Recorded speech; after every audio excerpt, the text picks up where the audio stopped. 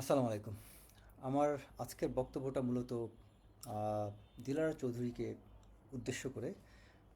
Recently সেনাবাহিনী নিয়ে তার যে একটা স্টেটমেন্ট সেনাবাহিনীর বিরুদ্ধে, দিলারা চৌধুরীর এই সেনাবাহিনী নিয়ে আজে বাজে মন্তব্য দেওয়া, এটার প্রসঙ্গে আমি আসলে কিছু উত্তর দেওয়ার জন্য আজকে লাইভে আসা। দিলারা চৌধুরীর মতো একজন বিজ্ঞ এবং শিক্ষিত সম্মানিত ব্যক্তি কি করে এমন অযাচিত বক্তব্য সেনাবাহিনী নিয়ে দিতে পারলেন, এটা রিয়েলি খুব শকিং। আমি আসলে ধাপে ধাপে কতগুলো কথা বলবো, আপনারা আশা করি মনোযোগ দিয়ে শুনবেন। উনি ওনার কথা বারবার বলেছেন যে সেনাবাহিনী যুদ্ধ করবে, সেনাবাহিনী তাদের জানতে হবে শত্রুকে।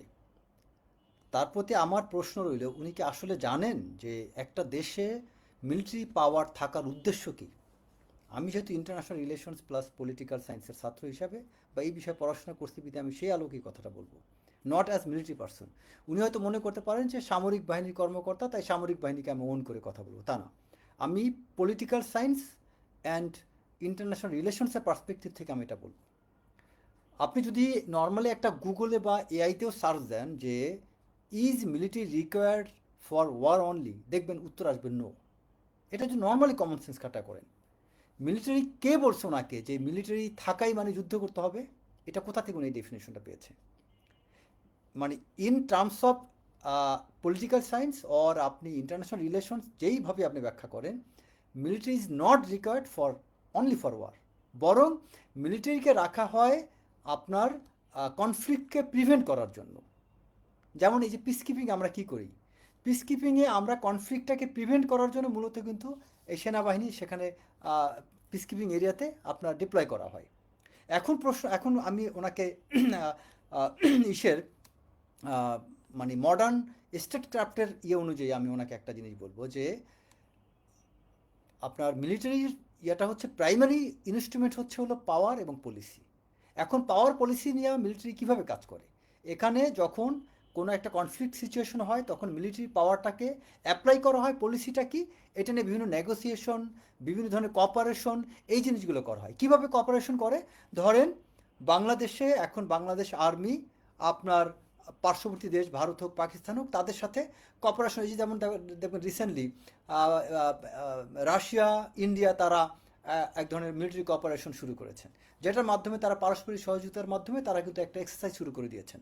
এই ধরনের কপারেশন, অনেক ধরনের কপারেশনের মাধ্যমে এটা করা যায়। তবে আমি এটা তারা বলছি না যে বাংলাদেশ আর্মি যা করতে সব ঠিক, আমি তা বলছি না। অবশ্যই ভুল ত্রুটি থাকতে পারে, কম বেশি থাকতে পারে, কিন্তু ঢালাওভাবে উনি সেনাবাহিনীকে নিয়ে যে কথাগুলো বললো, ওনার জানা উচিত বাংলাদেশ সেনাবাহিনীর ভূমিকা কি বাংলাদেশের জন্য।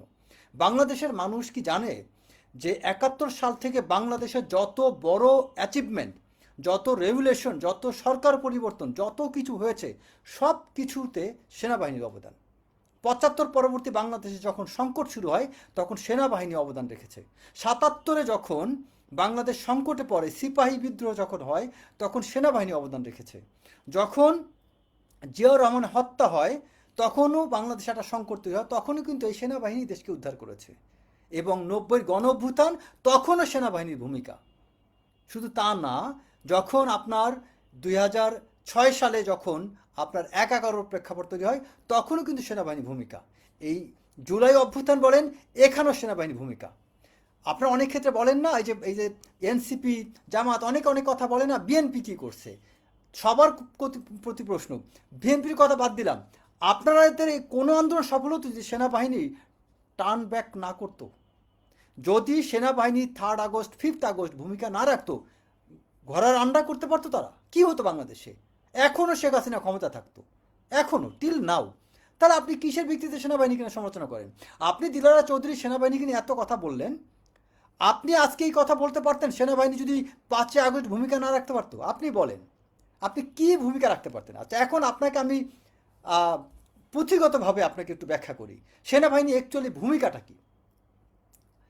সেনাবাহিনী আপনার একটা দেশে সেনাবাহিনী থাকা মানে কি, ডেটারেন্স ক্রিয়েট করা, একটা কমপ্লেন্স তৈরি করা। ডেটারেন্স কমপ্লেন্সের মাধ্যমে আপনি পিস বা আপনার শান্তি এস্টাবলিশ করেন। যেমন ধরেন কথা কথা আপনার তাইওয়ানে আমেরিকান বেজ আছে, সেটার কারণে কি হয়েছে, তাইওয়ান স্ট্রেটে ওখানে কিন্তু তাইওয়ানে একটা নিরাপত্তা, একটা ডেটারেন্স ক্রিয়েট হয়েছে, যে কেউ ওখানে হামলা করছে না। এটা এক ধরনের ডেটারেন্স। আবার আরেক ধরনের ডেটারেন্স কীরকম, আপনার সাথে আমেরিকার সম্পর্ক আছে, এটার মাধ্যমে ট্রেন হয়। আপনার সাথে ভারতের বা পাকিস্তানের সম্পর্ক আছে, আপনার কিছু হলে সে সহযোগিতা করবে। জাপানের কি সামরিক শক্তি খুব বড়? তারা অর্থনৈতিকভাবে সমৃদ্ধশালী হয়ে আমেরিকার মতো বড় কান্ট্রির সাথে কপারেশনের মাধ্যমে তারা তাদের অবস্থান শক্ত করেছে। সৌদি আরবের মিলিটারি পাওয়ার কি? তাদেরকে নিউক্লিয়ার আছে, বাট সৌদি আরবের সাথে পাকিস্তানের ডিফেন্স প্যাক্ট আছে। সৌদি আরব ইকোনমিক্যাল স্ট্রং হওয়ার কারণে পাকিস্তান ডিফেন্স প্যাক্ট করেছে। সৌদি আরব নিরাপত্তা দিতে পাকিস্তান বাধ্য ডিফেন্স প্যাক্ট অনুযায়ী। তার মানে সামরিক শক্তি যে থাকতেই হবে এবং সেটা মিলিটারি ইনস্ট্রুমেন্টের মাধ্যমে নট নেসেসারি। বা একটা দেশ যদি পার্শ্ববর্তী দেশের প্রতি অন্য জায়গায় শক্তি জাহির করতে চায়, অনেক ওয়ে আছে। আচ্ছা, তারপরে এটা গেল। 2 নম্বর হচ্ছে মিলিটারি ডিপ্লোমেসি সিকিউরিটি, এটাও সামরিক বাহিনীর কাজ। এই জায়গাটা বাংলাদেশ সামরিক বাহিনী নিয়ে আপনি হয়তো দুটা কথা বলতে পারেন, যেখানে মিলিটারি টু মিলিটারি এক্সচেঞ্জ কী আমাদের, বা আমাদের সিকিউরিটি অ্যাসিস্ট্যান্সগুলো কী, আমরা কোন দেশ থেকে কী অ্যাসিস্ট্যান্ট পাচ্ছি, এগুলো নিয়ে আপনি টুকটাক কথা বলতে পারেন। বাট এটার দায়টা আবার আলটিমেটলি সেনাবাহিনী না, কারণ এটার দায় সরকারের। মিলিটারি টু মিলিটারি এক্সারসাইজ বা এক্সচেঞ্জ বা সিকিউরিটি অ্যাসিস্ট্যান্স, এটা সেনাবাহিনী একা সিদ্ধান্ত নিতে পারে না। এই সিদ্ধান্ত নেওয়ার জন্য কিন্তু সরকার প্রধানের ভূমিকা রাখতে হবে। সো আমি নাম্বার 1 পয়েন্ট বলছি ডেটারেন্স, নাম্বার 2 হচ্ছে military diplomacy and security cooperation, যেটা সরকার প্রধানের দায়িত্ব, সেনাবাহিনীর একক না। আচ্ছা, তারপর 3 নম্বর একটা বিষয় কি, হিউম্যানিটারিয়ান অ্যাসিস্ট্যান্স অ্যান্ড আপনার ওই ডিজাস্টার রিলিফ। এই জায়গায় সেনাবাহিনী সবচেয়ে একটা বড় ভূমিকা রাখে। বাংলাদেশে যেটা ওয়ার্ল্ডের যে কোনো আর্মির চেয়ে বাংলাদেশ হিউম্যানিটারিয়ান অ্যাসিস্ট্যান্স এবং ডিজাস্টার রিলিফে সবচেয়ে বেশি ভূমিকা রাখে, অ্যান্ড ইট ইজ রিকগনাইজড। তার মানে কি, আমি 3টা পয়েন্টে বললাম, 3টায় আপনি এখানে স্ট্রংলি সেনাবাহিনীকে দায়ী করতে পারবেন না। 4 নম্বর হচ্ছে piece keeping and stability operations. Bangladesh সেনাবাহিনী কিন্তু পিস কিপিংয়ে ওয়ার্ল্ডে কখনো নাম্বার 1 নাম্বার 2। তার মানে কি, বাংলাদেশ সেনাবাহিনী দৃষ্টান্ত স্থাপন করেছে। এ জায়গায়ও বাংলাদেশ সেনাবাহিনী leading peace keeping and stability operation. 5 number হচ্ছে domestic security and in aid to civil power. এটাও বাংলাদেশ সেনাবাহিনী, যেটা 5ই আগস্ট রিসেন্ট যে সরকার, এই যে নতুন সরকার আসলো, এটার পেছনে আপনার এই যে ইলেকশন হইল, সব কিছু সেনাবাহিনীর ভূমিকা। তার মানে কি, আমি যে 5টা পয়েন্ট বললাম, এই 5টাতেই সেনাবাহিনীর সবচেয়ে বড় ভূমিকা। শুধু একটা পয়েন্ট নিয়ে কথা বলতে পারবেন, যেটা আমি 2 নম্বর পয়েন্টটা বলেছি, যে আপনার military diplomacy and security cooperation, যেখানে অলরেডি আমি বলেছি যে সরকার প্রধান দায়িত্ব। আচ্ছা, এখন একটা বিষয় বলি, বাংলাদেশ সেনাবাহিনী, তারপরে আপনি বলেছেন মিষ্টি বানানোর কথা। এখন দিলারা চৌধুরী হয়তো জানেন না, বাংলাদেশ সেনাবাহিনীর সেনা সদস্যরা মিষ্টি বানায় না, তারা ম্যানেজমেন্ট লেভেলে, স্ট্র্যাটেজিক লেভেলে কাজ করে। যেমন ধরুন ট্রাস্ট ব্যাংকে সেনা কর্মকর্তারা চালায়, হাজার হাজার সিভিল এমপ্লয়ি সেখানে চাকরি করে। আজকে ট্রাস্ট ব্যাংক সেনাবাহিনী বন্ধ করে দিক, তখন মজা পাবেন। এই মানুষগুলো আপনার এমপ্লয়মেন্ট অপরচুনিটি আপনি ক্রিয়েট করেন, পারবেন? পারবেন না। তারপরে এই যে দেখেন বিভিন্ন ব্যাংকগুলো ডুবতেছে, ট্রাস্ট ব্যাংক কিন্তু লিডিং আছে। কেন? কারণ সেনাবাহিনীর ম্যানেজমেন্ট। তারপরে বিএমটিএফ, আপনার সিভিল অর্গানাইজেশন বিএমটিএফ চালাইতে পারেন নাই, ভঙ্গুর প্রতিষ্ঠান, সেটা সেনাবাহিনী দাঁড় করাইছে। এখন এই বিএমটিএফ সেনাবাহিনী ম্যানেজমেন্ট বের করে দেন, দেখেন কয়দিন পরে কি হয়। আজকে আপনার এই যে রিসেন্টলি যে পুলিশ সপ্তাহ উপলক্ষে পুলিশ ডিপার্টমেন্ট অনেক কিছু দাবি করতেছিল, এভিয়েশন লাগবে, ওই অনেক কিছু লাগবে সেনাবাহিনীর আদলে, কিন্তু সেখানে কিন্তু তারা অনেক কিছু রাজি হয় নাই। স্বরাষ্ট্র মন্ত্রীর বক্তব্যটা শুনেন, যে আপনারা আগে প্রুভ করেন নিজেদেরকে, আমরা তারপরে এই বিষয়ে কথা বলবো। কেন? কারণ কি, সেনাবাহিনী একটা জিনিস যেভাবে মেনটেন্যান্স করতে পারে, এটা বাংলাদেশের কোনো অর্গানাইজেশন পারবে না। সবাই সেনাবাহিনী থেকে অনেক কিছু চায়, কিন্তু সেনাবাহিনীর মতো কাজ করতে পারে না। আপনার মেশিন টুলস ফ্যাক্টরি আপনি এখন বন্ধ করেন, আনএমপ্লয়মেন্ট শুরু হয়ে যাবে। বাংলাদেশের যত সেক্টর আছে, প্রতিটা সেক্টরে সেনাবাহিনীর কম বেশি ভূমিকা আছে। এটা মিষ্টি বানানো না, সেনাবাহিনী স্ট্র্যাটেজিক লেভেলে, ম্যানেজমেন্ট লেভেলে কাজ করে। শিক্ষা প্রতিষ্ঠানগুলো বাংলাদেশে 100টা শিক্ষা প্রতিষ্ঠান যদি সিরিয়াল করেন, তার মধ্যে 50%-এর বেশি পাবেন সেনাবাহিনীর প্রতিষ্ঠান। কেন? কারণ কি, সেনাবাহিনীর ম্যানেজমেন্ট। বাংলাদেশের সেনাবাহিনী, আপনার বাংলাদেশ কি আপনার মানে অ্যাকচুয়ালি বাংলাদেশের অবস্থানটা কি? বাংলাদেশ কি যুদ্ধবাজ কোনো একটা দেশ যে সারাক্ষণ যুদ্ধ নিয়ে প্রস্তুতি নিবে? বাংলাদেশ হচ্ছে এখন সবচেয়ে বড় ভূমিকা রাখবে তার অর্থনীতিটাকে উন্নত করার জন্য, কপারেশন বৃদ্ধি করার দিকে তারা সবচেয়ে বেশি চেষ্টা করবে। সেই দিকে না দিয়ে আপনি এখন ওই জায়গায় কিছু পারেন না, সরকারকে দিয়ে কিছু করাইতে পারেন না, দোষটা চাপাই দিয়েছেন সেনাবাহিনী। সরকার যদি চায়, সেনাবাহিনী সেটা কেন করবে না? বাংলাদেশে কেন লং রেঞ্জ মিসাইল নাই বলেন? এটা কি সেনাবাহিনীর দোষ? কেন বাংলাদেশে লং রেঞ্জ মিসাইল নাই? কেন? এই যে দেখেন পাকিস্তানের সাথে আপনার রিসেন্টলি একটা এয়ারফোর্সের কোনো একটা বিষয় নিয়ে অলরেডি নানান কথা শুরু হয়ে গিয়েছে। তো এখানে সেনাবাহিনী কী করবে? এখানে এয়ারফোর্স কী করবে? ডিফেন্সের কী দোষ? তারা অনেক কিছু চাইলে হবে না, এখানে সরকারের ভূমিকা রাখতে হবে, যেটা প্রিভিয়াস সরকার কোনো ভূমিকা রাখে নাই। 17 বছর সেনাবাহিনীকে ঠিকভাবে কাজ করতে দেয় না, এটা কি সরকার দেয়নি? সেনাবাহিনীর দোষ কী? সেনাবাহিনীকে কি বলতে পারবে সরকার যে এই জিনিসটা সেনাবাহিনীতে যদি এই কয়টা ট্যাঙ্ক কিনবে সেনাবাহিনী কি কোনো না করবে? এই কয়টা বিমান কিনবে সেনাবাহিনী না করবে? এই কয়টা আপনার আর্টিলারি গান কিনবে সেনাবাহিনী না করবে? আপনি কোন জায়গায় মিলিটারি ক্যাপাসিটি বৃদ্ধি করবেন সেনাবাহিনী আপনাকে না করবে? কোথাও না করবে না। আপনি সেনাবাহিনীকে সামরিক শক্তি বৃদ্ধি করতে আপনি সহায়তা করেন, সেনাবাহিনী ঠিকই করবে। তো সেনাবাহিনী বসে না থেকে সরকারের অর্থনীতিতে চাপ তৈরি না করে নিজে স্বাবলম্বী হওয়ার চেষ্টা করছে, এতে প্রশংসা করেন। বাজেট নিয়ে কথা বলেন সেনাবাহিনী বাজেট সম্পর্কে আপনি জানেনই না। বাংলাদেশ সরকারকে সেনাবাহিনী টাকা দেয় কিভাবে জানেন? এই যে পিস কিপিং করছে, এখানে রিইম্বার্সমেন্টের যে মানি টাকা আসে আর ডলার আসে, এই ডলারের কত পার্সেন্ট সেনাবাহিনী নেয় আপনি জানেন? জানেন না। কত পার্সেন্ট সরকারের কোষাগারে যায় তাও জানেন না। এই পিস কিপিংয়ের কারণে বাংলাদেশ সরকার অনেক বড় ধরনের অর্থনৈতিক সংকট থেকে বেঁচে যাচ্ছে। সেনাবাহিনীর অনেক ঘটনা আছে যে সেনাবাহিনী থেকে বাজেটে টাকা সরকারকে ফেরত দেওয়া হয়েছে, বিশেষ করে হাসান মাসুদ চৌধুরীর সময়। খোঁজ নিয়ে দেখেন, জানতে পারবেন। সেনাবাহিনীর তেলের খরচ পর্যন্ত আপনার তখন আপনার সঞ্চয় করে সেই টাকা ফেরত দেওয়া হয়েছে। প্রতিটা জায়গায় সেনাবাহিনীকে নিয়ে আপনার পজিটিভ কথা বলার সুযোগ আছে। এগুলো না বলে আপনি কি করলেন? নেগেটিভ কিছু কথা বলা শুরু করে দিলেন। আচ্ছা, লাস্টে আমি একটা কথা বলি, যেহেতু ইন্টারন্যাশনাল রিলেশনস নিয়ে আমি কথাটা শুরু করছি। আপনার রিয়েলিজমের থিওরি অনুযায়ী হচ্ছে কি একটা বিষয় হচ্ছে যে পুরা আপনার আমাদের যে ইন্টারন্যাশনাল সিস্টেমটা হচ্ছে কি একটা অ্যানার্কিক সিস্টেম, মানে একটা নৈরাজ্য। এই অ্যানার্কিক সিস্টেমে আপনার মিলিটারি পাওয়ারটা বাড়াইতে হবে।